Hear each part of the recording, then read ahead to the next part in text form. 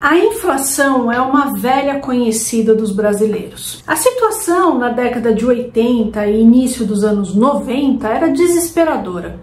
A atual inflação e um vídeo do Lula falando que quando o produto está caro não é para a população comprá-lo, reviveu aí o fantasma da inflação galopante dos anos 80 e 90. E inclusive reviveu na memória das pessoas mais velhas até os fiscais do Sarney. Fica aqui que a gente vai entender tudo isso.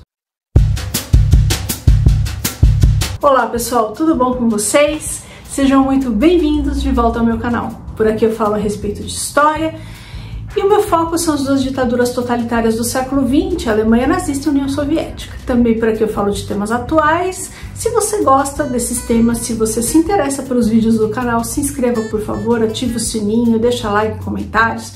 Essas coisas são muito importantes. Também eu vou deixar a chave Pix, caso alguém queira fazer aí alguma contribuição financeira ao canal, eu agradeço muito, tá certo? Então pessoal, olha só.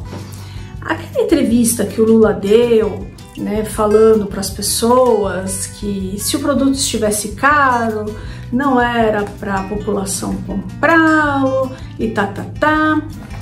Esse vídeo reavivou na mente das pessoas, claro, principalmente as mais velhas, né? Reavivou aquele período muito ruim, final da década de 80, início dos anos 90, em que o Brasil passou por uma recessão econômica e por uma hiperinflação, né? Então acho que vocês se lembram do período Sarney, Plano Cruzado, os fiscais do Sarney, não é? Então nós vamos ver aí o vídeo do Lula rapidinho, tá bom? Eu não sei se todo mundo viu, então vou passá-lo e aí eu comento, tá bom? Uma das coisas mais importantes para que a gente possa controlar o preço é o próprio povo. Você sabe disso. Se você vai no supermercado aí em Salvador e você desconfia que tal produto está caro, você não compra.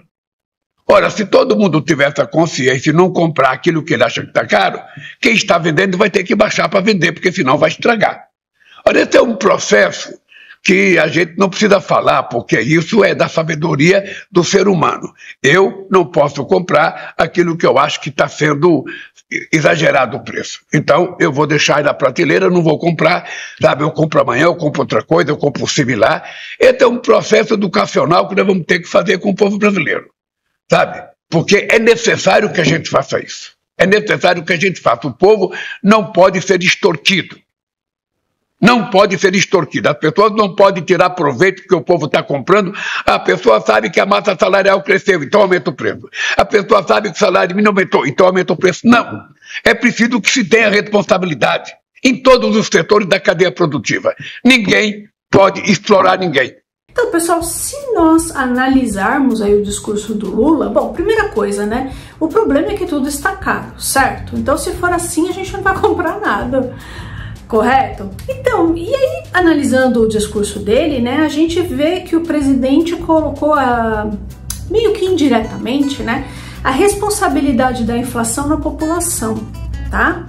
Porém, a inflação é responsabilidade do governo, ok? Então, pessoal, essa propaganda que eu vou passar agora é uma propaganda da época da ditadura civil-militar no Brasil, tá? No final da ditadura.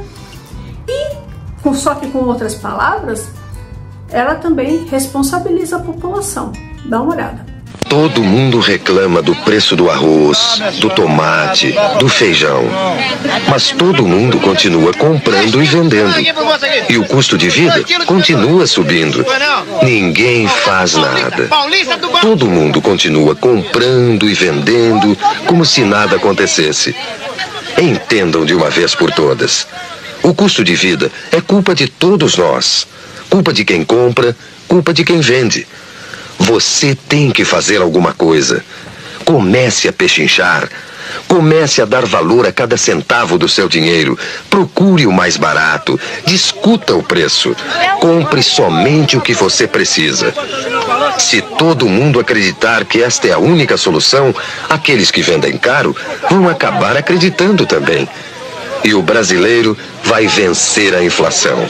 A partir de hoje, compre só o que o seu dinheiro pode pagar.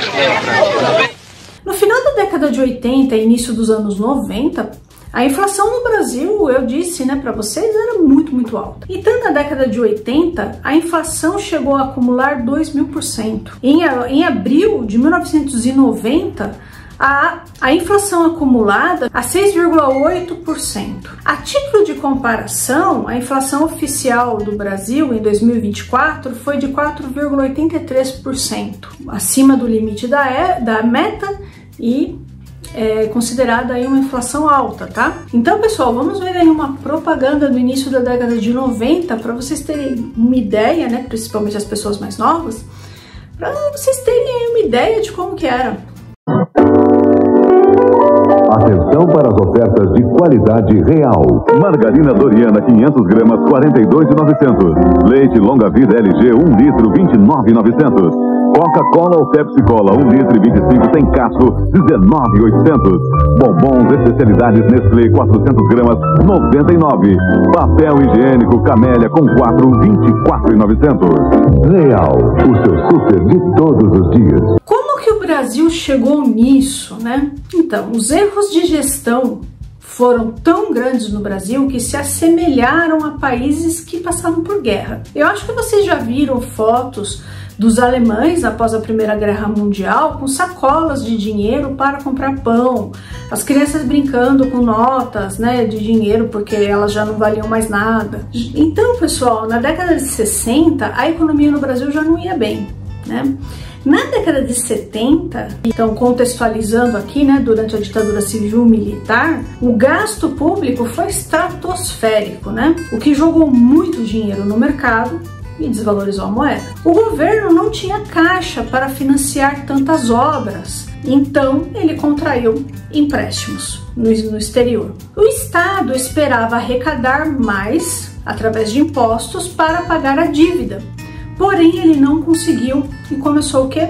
A imprimir dinheiro. Para completar, pessoal, veio a crise do petróleo em 1973. Então, teve a guerra do Yom Kippur, né? Eu já conversei sobre isso aqui no canal. Então, pessoal, foi uma coalizão árabe, eles invadiram Israel e o lobby árabe usou o petróleo para forçar os Estados Unidos a não apoiar Israel. Os Estados Unidos não cederam, né? Tem um vídeo sobre isso, eu converso o que foi a guerra do Yom Kippur, o que foi esse lobby, né? O que aconteceu, tá? Muito bem, pessoal, muitos países entraram em crise e o Brasil foi um deles. Também os Estados Unidos aumentaram a taxa de juros e nisso, pessoal, houve fuga de capital, porque era mais rentável investir nos Estados Unidos do que no Brasil. Na tentativa de melhorar as condições para os investimentos e aumentar as exportações, o que o governo fez? O governo desvalorizou a moeda em 30%, só que aí desvalorizando a nossa moeda, aumentava a dívida, certo? Porque a dívida é em dólar, ok? O presidente da época, José Sarney, lançou o Plano Cruzado, que cortou 3 zeros do cruzeiro e congelou os preços. Os estabelecimentos eram obrigados a seguir a tabela de preços e a população tinha que fiscalizar o comércio, né? Então a imprensa apelidou isso na época de fiscais do Sarney. Um desses fiscais, pessoal, foi o Aloysio Mercadante. Veja o vídeo aí. Esse era o Brasil da inflação. Esse era o Brasil do cruzeiro. Quando você vinha para o supermercado fazer suas compras, a cada dia, a cada semana, todos os meses, os preços iam aumentando. Você ia comprar um pacote de maisena, um mês depois era 15% a mais. Agora não, nós estamos vivendo o Brasil do cruzado. O Brasil em que a dona de casa, na maioria das vezes, vai fazer a compra com uma lista da Sunab, com uma lista do governo, que fixou os preços dos produtos, que congelou os preços. Aqui havia chocolate granulado. Este é o último pacote do supermercado e não vai chegar mais, pelo menos o que nós recebemos essa informação.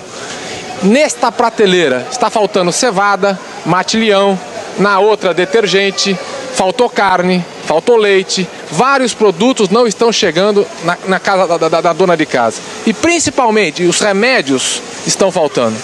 Por que isso está acontecendo? Porque as grandes empresas, os grandes empresários, diante do congelamento dos preços, estão deixando de produzir alguns produtos, não estão entregando para os fornecedores para pressionar que os preços voltem a subir. No supermercado Real, um consumidor foi um fiscal e tanto. Eu fecho esse supermercado pelo roubo abusivo e extorsivo que está acontecendo com mais de 30 produtos. Vejam o caso dessas duas maioneses. Vejam o caso do café, de 99 mil cruzeiros, estão cobrando 120, 130. Vejam o caso dessas fraldas, que para 6 xixis paga 1.000 cruzeiros a mais. Então, pessoal, o plano cruzado não deu certo. Daí vieram outros planos, o plano verão, com a indexação de preços, que não conseguiu coibir, né, a alta dos preços, a inflação piorou. Teve o plano Collor, também falhou. Eu acho que vocês se lembram, né, que houve o confisco das poupanças. E o que tirou o Brasil do atoleiro foi o Plano Real, que foi criado pelo então ministro da Fazenda, o Fernando Henrique Cardoso, durante o governo do Itamar Franco, né? Então, primeiramente foi criada uma medida chamada URV, Unidade Real de Valor, que serviu de parâmetro para a economia e ela era atrelada ao dólar. Aí, pessoal, em 1994, a URV virou a nossa moeda, que é o real, tá? Foi criada uma reserva cambial, o governo conseguiu criar. Por quê? Porque houve um programa grande de privatização. Então vocês se lembram, né, que Fernando Henrique privatizou várias empresas estatais, a esquerda foi bastante contra na época, mas foi isso que segurou a inflação. Muito bem, pessoal. Outro fator bastante importante foi a Lei de Responsabilidade Fiscal, que obrigou os presidentes a fazer aí um melhor uso, né, do dinheiro do contribuinte. Só que, na época, a esquerda também foi contra o Plano Real. Veja um vídeo aí. E a nova moeda vira o principal ponto de discussão na campanha. Eu vou lembrar uma coisa. Quando o Collor lançou o programa dele, imediatamente o povo dava 90% de aceitação do Collor, né? Eu acho que a gente não pode jogar com essa coisa imediata. É preciso ver no longo prazo se a economia brasileira resiste. É preciso ver no longo prazo. Eu estou convencido que a economia resiste, que esse plano foi feito com cuidado, com muita objeção do PT, do PDT, que atrapalharam, mas nós fomos para... Hoje, né, pessoal, a inflação voltou porque os gastos do governo estão altos, tá? Então houve fuga de capital, o dólar aumentou e aí isso encareceu os produtos. Por quê? Porque muita matéria-prima, tecnologia e tudo mais vem de fora, em dólar, certo? E aí elas custam mais caro e isso é repassado para o consumidor, ok? E também o governo, como eu disse, está gastando mais, então possivelmente o governo está imprimindo dinheiro, certo? Então muito dinheiro circulando, o que acontece? Inflação. É isso aí, eu vou ficando por aqui, espero muitíssimo que vocês tenham gostado do vídeo de hoje e eu peço aí a sua gentileza para você não se esquecer de se inscrever nesse canal, curtir, compartilhar esse vídeo com seus amigos, publicá-lo aí nas suas redes sociais, tudo é muito importante, tá bom? Um abraço e até mais!